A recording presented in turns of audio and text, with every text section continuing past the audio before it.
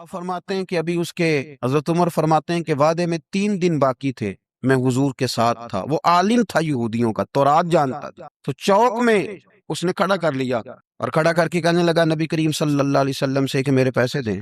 تو حضور صلی اللہ علیہ وسلم نے فرمایا کہ ابھی تو 3 دن باقی ہیں وعدے میں، انشاءاللہ وعدے پہ دے دیں گے۔ میں نے جو مضمون چھیڑا ہے وہ میں نے مکمل کرنا ہے، آپ میری بات پہ توجہ کرنا۔ میں کہہ چکا ہوں کہ حضور کو دادا سے بڑا ہی پیار ہے۔ اب وہ یہودیوں کا عالم کیا کہتا ہے نبی پاک کو، تانا کس طرح دیتا ہے، معاذ اللہ ثم معاذ اللہ، نقل کفر، کفر نہ باشا۔ جب حضور نے کہا نا ابھی 3 دن باقی ہیں تو کہنے لگا جی معاذ اللہ ثم معاذ اللہ، پھر معاذ اللہ، کروڑ دفعہ معاذ اللہ۔ کہنے لگا جی عبد المطلب کی اولاد کا طریقہ یہ ہے، پیسے لے لیتے ہیں پھر واپس نہیں کرتے، ہے نا اشتعال والی بات۔ یعنی ویسے ہی آپ کسی کو کہیں کہ تیرے دادے کی اولاد ساری کا طریقہ ہی وہ گرم ہو جائے گا۔ اور اگر یہ کہہ دیا جائے اس ذات کے بارے میں جس سے آپ پیار بھی عشق کی حد تک کرتے ہو، تو اب تھپڑ تو بنتے ہیں نا 4، اب ڈنڈا تو بنتا ہے نا۔ لیکن میرے نبی پاک اشتعال بھی نہیں آتے تھے، مزاج نہیں تھا رسول کریم۔ نبی کریم صلی اللہ تعالی علیہ وسلم اتنی بڑی بات کر دی کہ حضرت عمر کہتے ہیں میں نے یوں کر کے تلوار پہ ہاتھ رکھا، نکال لی نیام سے باہر، گردن اڑاؤں گا اس گستاخ۔ رسول کریم نے فرمایا عمر یہ تو کیا کر رہا ہے، تیرے تو ذمہ یہ تھا کہ تو اسے نرمی کا کہتا اور مجھے پیسے دینے کا کہتا، اب اس طرح کر، اسے فلاں جگہ لے جا، وہاں کھجوریں پڑی ہیں تول کے دے دے، چل 2 کلو زیادہ بھی دے دینا۔ حضرت عمر فاروق رضی اللہ تعالیٰ عنہ کہتے ہیں میں نے کہا حضور زیادہ کس بات کی، میں تو پوری بھی ذرا ناپ تول کے دوں گا، اور احتیاط سے کس بات کی زیادہ، اس نالائق کو زیادہ دوں؟ تو حضور فرمانے لگے زیادہ اس لیے دینی ہے کہ تو نے اسے ڈانٹا ہے، تو نے تلوار دکھائی ہے، اب 2-3 کلو زیادہ دینی۔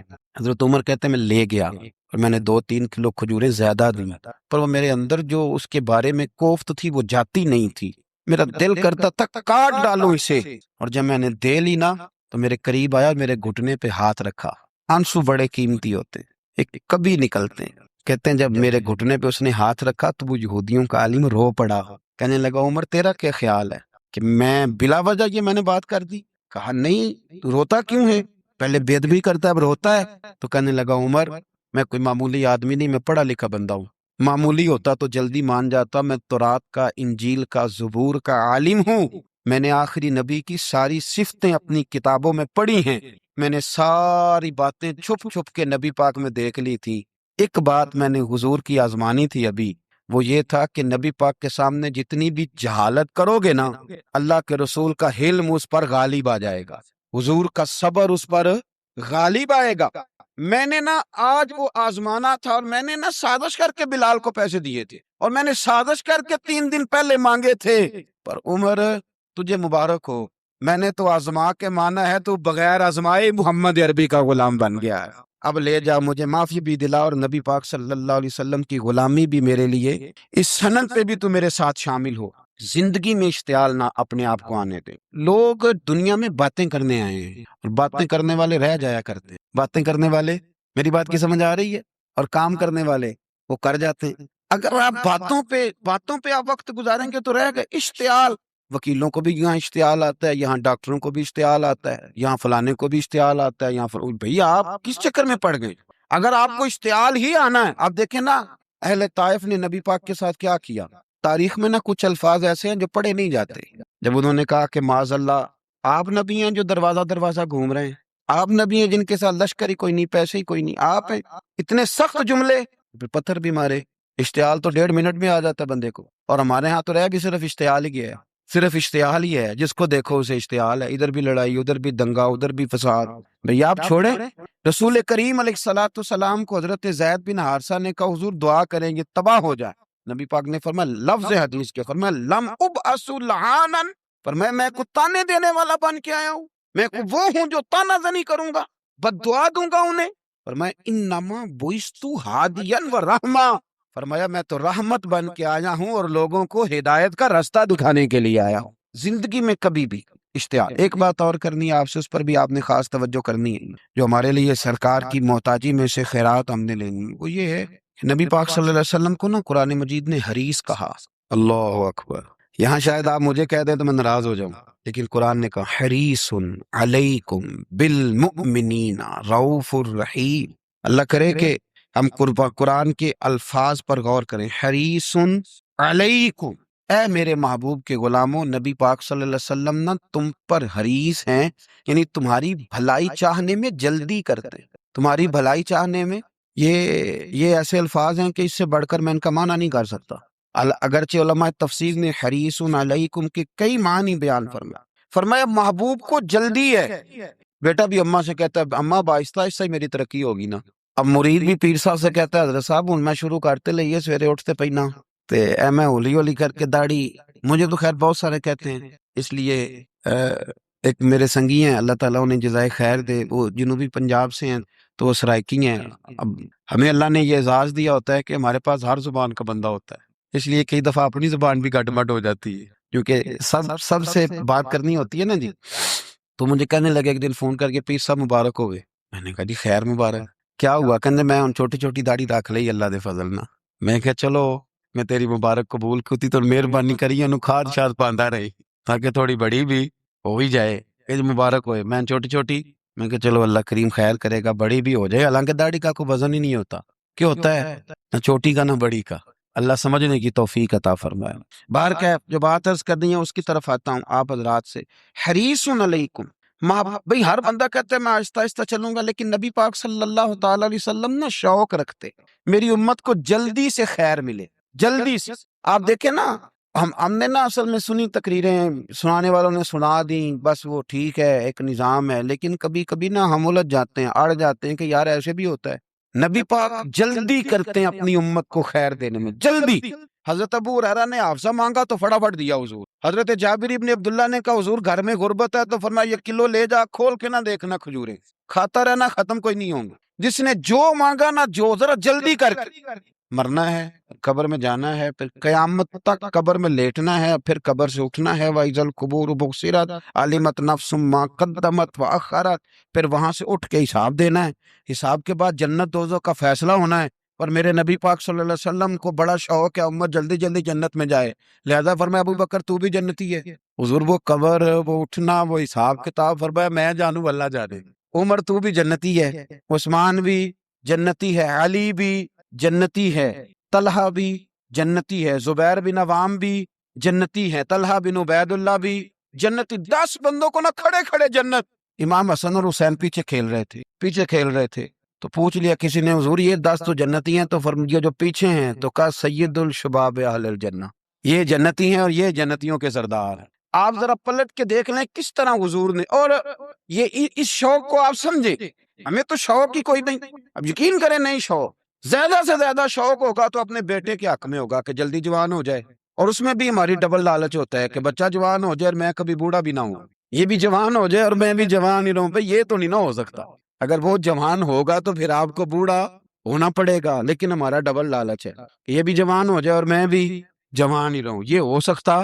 نبی پاک صلی اللہ علیہ وسلم نے فرمایا، آپ ذرا غور کریں، فرمایا وہ بیر رومہ ہے جو خرید کے دے دے گا میں اسے جنت کی بشارت دیتا ہوں۔ فرمایا جو مسجد بنائے گا میں گارنٹی دیتا ہوں اپنے لیے جنت میں مکان بنا لے گا۔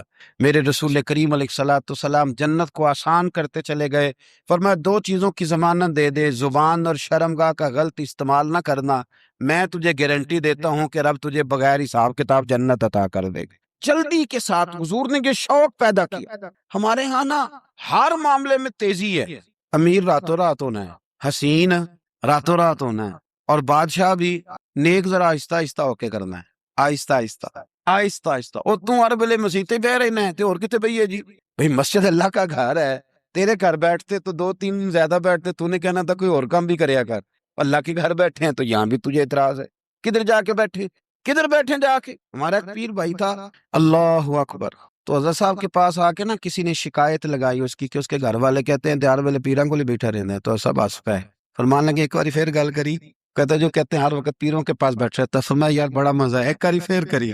تو وہ جب حضرت صاحب کو مزہ آتا تھا تو ہمیں مفت میں ہی آنا شروع ہو جاتا تھا۔ تو یہ تو بڑی بات ہے نا جی کہ کوئی کسی اللہ والے کے پاس بیٹھتا ہے۔ میری بات کو سمجھ لیں، جلدی کرتے رسول کریم، ہمیں بھی تھوڑی جلدی کرنی چاہیے نبی پاک کا غلام بننے۔ صحابہ نے بڑی جلدی کی، آپ یقین کریں 1 منٹ بھی دائیں بائیں نہیں، بس آج حکم آیا، آج ختم، آج ہی عمل ہوگا، کل پرسوں ترسوں کی بات کوئی نہیں۔ ساری دنیا جاتی ہے نا مدینہ شریف اور جا کے دیکھتی ہے مسجد قبلتین، دو قبلوں والی مسجد. یار بڑا مشکل کام ہے, بڑا مشکل کام ہے. لوگ کہتے ہیں پہلا تسی انجان دے سو, اب یہ کہنا شروع کر دیا بڑا مشکل کام ہے. حضور نے 4 رکعتوں والی نماز 2 ادھر منہ کر کے پڑھائی اور پھر 2 رکھتے ہیں. اور یار مشکل ہے کام, بڑا مشکل. یہاں تو میرے بھائی پگڑی کا سٹائل بدل ناراض ہو جاتے. اور میرے رسول کریم صلی اللہ علیہ وسلم نے کعبے کا رخ ہی پھیر لیا تو سلام کے بعد صحابہ نے سوال نہیں کیا. کسی نے پوچھا کل تم نے 2 ادھر پڑھی تھی, آج 2 ادھر پڑھی. انہوں نے کہا ہم نے قبلہ نہیں دیکھا, ہم نے تو یہ دیکھا امام کدھر جا رہا ہے. حاجیو آؤ شہنشاہ کا روضہ دیکھو, کعبہ تو دیکھ چکے اب کعبے کا بھی کعبہ دیکھو.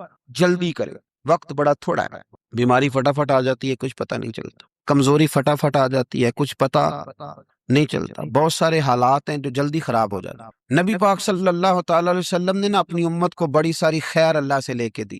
ہمارا دین بڑی جلدی مکمل ہوا. 23 سالوں میں مکمل دین حضور نے ہمیں عطا فرمایا. اور پھر ایک اور مزے کی اور لطف کی بات یہ کہ ایک ہے کہ جنگیں بھی ہو رہی ہیں. ہم کہتے ہیں جی آرام سے بیٹھیں گے تو دین کی بات کریں گے, جنگیں بھی جاری ہیں.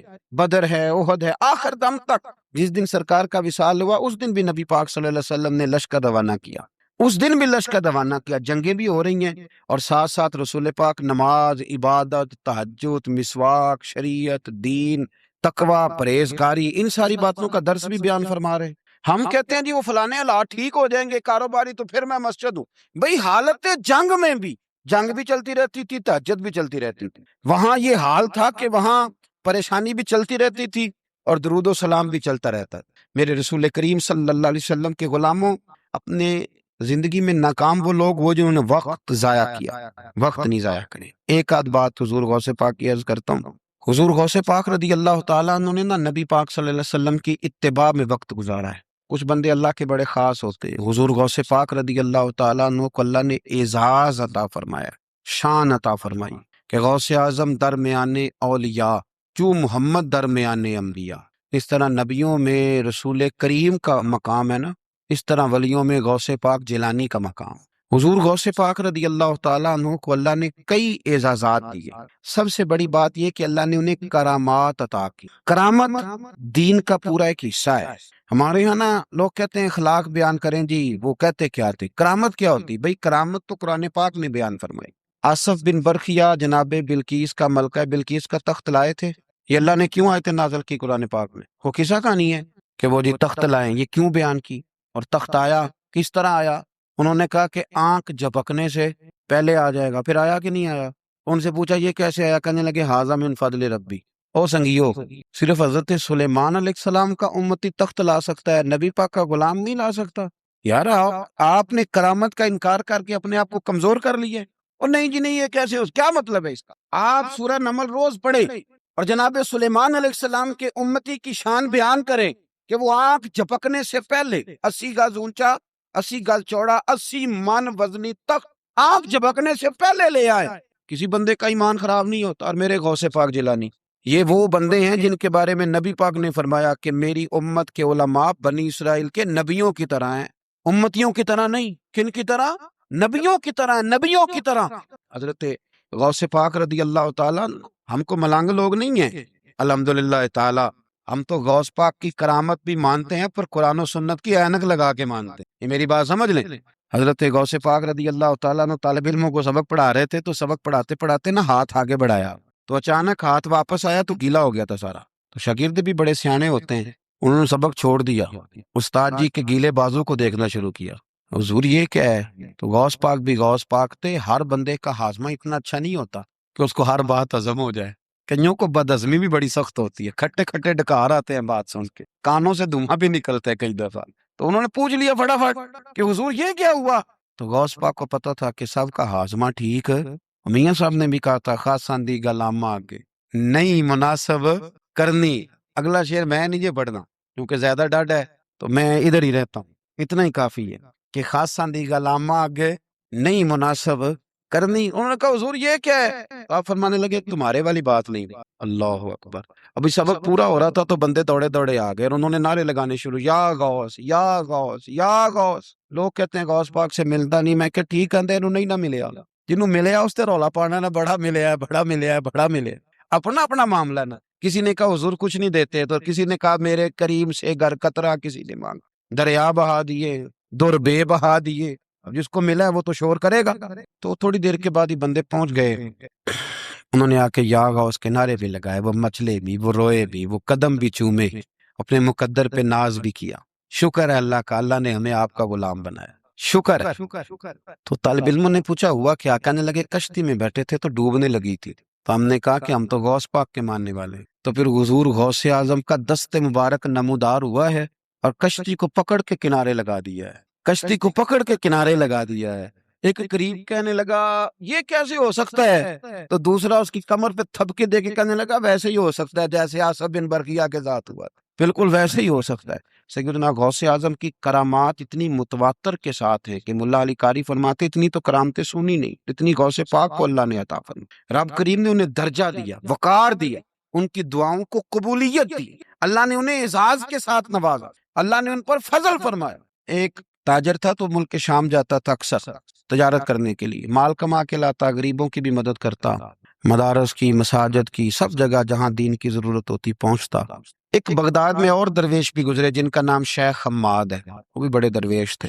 وہ تاجر شیخ حماد کے پاس گیا، کہنے لگا میرے لیے دعا کر دے، میں جا رہا ہوں سفر کے لیے۔ تو انہوں نے کہا میں صبح بتاؤں گا۔ استخارہ کیا، صبح کہنے لگے نہ جانا، تیرا مال بھی لٹ جائے گا اور تو قتل بھی ہو جائے گا۔ وہ بڑا پریشان ہوا، حضور غوث پاک کے پاس گیا، کہنے لگا حضور وہاں بھی میں نے کہلا بھیج دیا ہے، سامان میرا پڑا ہے، جاؤں گا نہیں، پیمنٹ نہیں کروں گا، ملے گا نہیں تو خسارہ ہو جائے گا، مہربانی فرمائے۔ غوث پاک نے مراقبہ کیا اور میں تو جا اللہ خیر کرے گا، تو جا اللہ خیر کرے گا۔ مرید کا عمل کے یقین، پیر کا عمل کے یقین، چلے آپ فیصلہ کر لیں تو میں آگے بڑھتا ہوں۔ حضرت غوث اعظم رضی اللہ تعالیٰ عنہ نے مرید سے کہا تو جا اور اللہ خیر کرے گا۔ وہ گیا، کہتے میں نے پیمنٹ کی، مال لیا، واپس آیا، گھوڑوں کا سفر تھا، رستے میں رات کو ایک جگہ سویا، خواب دیکھتا ہوں، خواب میں ڈاکو آ گئے، انہوں نے پہلے مال لوٹا، پھر مجھے قتل کیا، اور جب میرے گردن پہ انہوں نے خنجر چلائی، خواب دیکھ رہا تو میری فٹافٹ آنکھ کھل گئی، اور جب میری آنکھ کھلی تو میں اسی وقت ہی رخت سفر باندھا، سر پٹ گھوڑے دڑائے، کچھ رات کو کچھ دن کو، سویرے بغداد پہنچ گیا۔ کہتے خیال تھا کہ پہلے غوث پاک کے پاس جاؤں گا، لیکن پہلے شیخ حماد سے ملاقات ہو گئی، میرا چہرہ دیکھا، پریشان تو دیکھ کے مسکرائے، فرمانے لگے بھی تیرا پیر بڑا شاندار ہے، تیرا پیر بڑا شاندار ہے، وہ کام جو حقیقت میں ہونا تھا نا، حقیقت میں انہوں نے دعا کی ہے تو رب کریم نے اسے خواب بنا دیا ہے، ان کی دعا کی برکت سے اللہ نے اسے۔ اب میں بات مضبوط کرنا چاہتا ہوں تو میں ایک حدیث پاک بھی پڑھ دوں۔ لوگ کہیں گے جی مرنے والا بھی بچ جاتا ہے، عمر بھی بڑھ جاتی ہے، مشکات کی حدیث ہے، ترمذی میں بھی موجود ہے، نبی پاک صلی اللہ علیہ وسلم نے فرمایا ہے اگر تم چاہتے ہو رزق بھی بڑھ جائے، عمر بھی لمبی ہو جائے، تو اپنے رشتہ داروں سے اچھا سلوک کرو۔ اس کا مطلب ہے کہ عمر بڑھ جاتی ہے، موت کچھ وقت کے لیے ٹل بھی جاتی ہے۔ حضور غوث پاک کو اللہ نے بڑا اعزاز دی، بڑی کرامات دی۔ آپ فرمایا کرتے تھے میں نے 40 سال اپنے رب کو راضی کیا ہے مصلی پہ بیٹھ کے، تو میرے مالک نے پھر پوچھا ہے کہ عبد القادر کچھ مانگ لے، کوئی بات کر لے، تو سیدنا غوث اعظم رضی اللہ تعالیٰ عنہ فرماتے ہیں کہ میں نے پھر اپنے رب کریم کی بارگاہ میں عرض کیا مالک جو قیامت تک مجھ سے محبت کرے، فضل کرنا اسے بغیر توبہ کے موت نہ دینا۔ تو میرے رب نے میری اس دعا کو شرف قبولیت عطا فرمایا کہ جو مجھ سے پیار کرے گا، میرا نام لے گا، وہ بغیر توبہ کے نہیں مرے گا۔ جنات بھی آپ کی بارگاہ میں حاضر ہوتے، آپ کو شیخ بحر و بر کہا جاتا ہے۔ جب آپ نے منبر پر بیٹھ کر یہ اعلان فرمایا نا کہ میرا یہ قدم ہر ولی کی گردن پر ہے، تو خراسان کے جنگلوں میں معین الملت والدین عطائے رسول ہند الولی خواجہ معین الدین اجمیری موجود، تو وہاں اعلان کرنے لگے، کہنے لگے غوث پاک صرف گردن پہ کیوں، آپ میری آنکھوں پہ بھی قدم رکھیں، میرے سر پہ بھی قدم رکھے۔ اللہ نے ان اولیاء کو بڑا اعزاز دیا، انہیں اللہ نے بڑی شان دی، اپنی نسبت اللہ کے بندوں سے مضبوط رکھے۔ ضروری نہیں کہ آپ کسی جگہ مرید ہی ہوں گے تو آپ کی نسبت مضبوط ہوگی، آپ خواجہ معین الدین سے پیار کریں، آپ حضرت بہاءالحق نقشبند بخاری سے پیار کریں، داتا علی اجویری سے پیار کریں، آپ غوث پاک جیلانی سے، آپ اللہ کے نیک بندوں سے محبت کریں، ان کا تذکرہ سنیں۔ اب تو پوری مہم چلی ہوئی ہے اللہ کے بندوں کے خلاف، لوگوں نے ایسا وار چلایا کہ بس جی کچھ بھی نہیں جی، آپ چھوڑیں، آپ ڈائریکٹ کتاب و سنت کو پڑھیں، کوئی بھی نہیں جی، کوئی ولی نہیں، تو پھر وہ جو اتنی آیتیں ہیں، وہ حدیثیں، وہ سارا کچھ، اس کا مطلب ہے امت میں ولی ہوتے ہی نہیں۔ تو الا ان اولیاء اللہ لا خوف علیہم ولا هم یحزنون کا کیا معنی ہے؟ اس کا کیا مطلب؟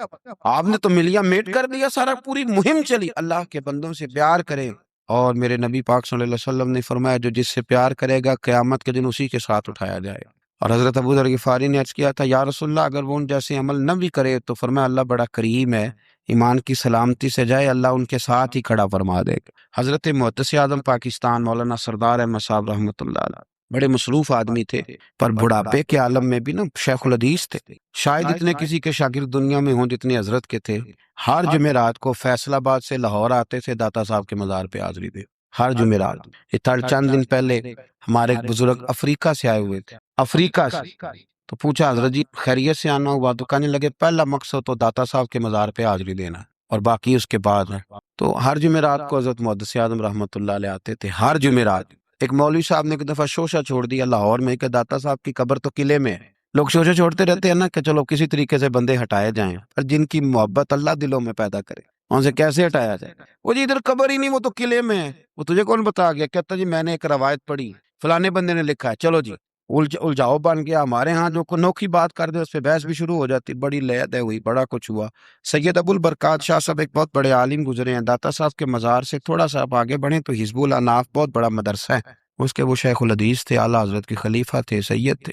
حضرت مولانا سردار احمد صاحب اسپیشل فیصل آباد سے آئے، سید صاحب کو وہاں سے ساتھ لیا، داتا صاحب کی مسجد کا اسپیکر کھولا اور کھول کے فرمانے لگے جس بندے کو شک ہے نا کہ داتا صاحب یہاں موجود نہیں، قلعے میں ہیں، وہ آ جائے، میں داتا صاحب کو آواز دوں گا، داتا صاحب قبر سے بول کے کہیں گے میں اندر ہی ہوں، آ جائے، میں آواز دے۔ بات ویسے کافی بڑی ہے، آپ کے اگر ذوق اس پر توجہ دے تو داتا صاحب اندر سے بولیں گے اور کہیں گے کہ نہیں میں یہی ہوں۔ وہ سید صاحب کہتے ہیں کہ مینوں تو ایک گھر تیری دسی سے گل ساتھ ہی لے آئے ہو، وہ گھر میں بھی بتانا تھا۔